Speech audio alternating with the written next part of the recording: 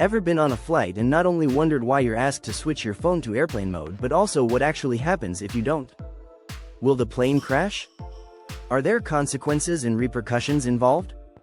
How much trouble will ensue? You're not alone. This common directive raises questions among many travelers. So, what really happens if you don't comply?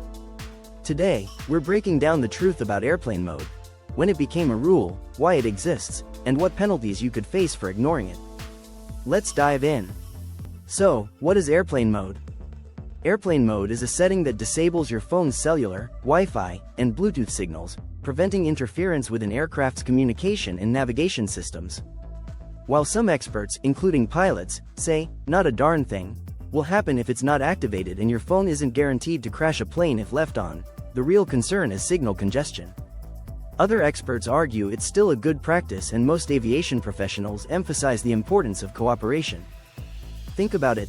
If everyone on a flight kept their phones searching for signal, hundreds of devices could overwhelm cell towers on the ground and potentially cause minor disruptions.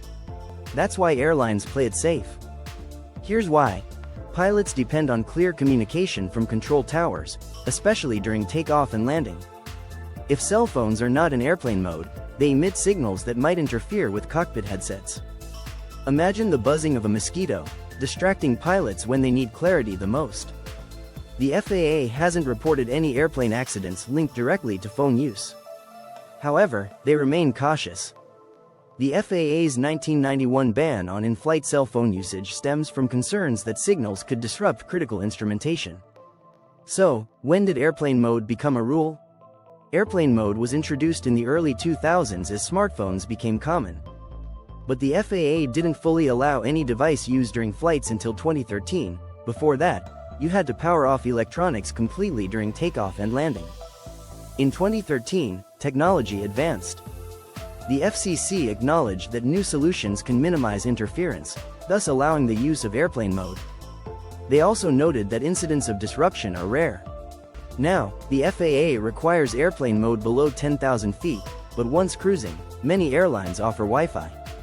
Still, keeping cellular signals off is mandatory, and yes, you can be fined for ignoring it. Most modern planes are shielded against interference, but rare glitches have been linked to phone signals. A 2017 study even found that a single phone left on could cause minor navigation errors. Travelers in the UK and EU enjoy different rules. Passengers can even use text and call functions while flying. This is due to the European Commission's approval of in-flight 5G networks. These systems use lower frequencies that don't interfere with aircraft technology. Unfortunately, the US has yet to adopt these advancements and the FAA hasn't revised its airplane mode policy since 2017. Therefore, in the US, all passengers must adhere to crew instructions to turn on airplane mode or risk facing FAA fines of up to $37,000 per violation, as a British passenger found out, or being removed from a flight for arguing about it. In UAE, Dubai, there is strict enforcement. Passengers can be fined or even arrested for not using airplane mode. In Australia, violators can face fines up to 10,000 Australian dollars for interfering with aircraft systems. Bottom line, the risk is low, but why take the chance? Plus, do you really want to be that person who gets called out by a flight attendant?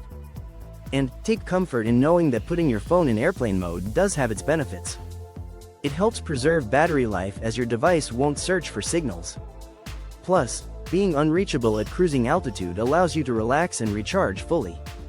So next time you fly, just comply with crew instructions and flip on airplane mode. It's not worth the debate, risk, or fine, or the dirty looks from other passengers. Then sit back, relax, and enjoy your journey. Got a crazy flight story? Drop it in the comments. And don't forget to subscribe for more Vacationy travel content.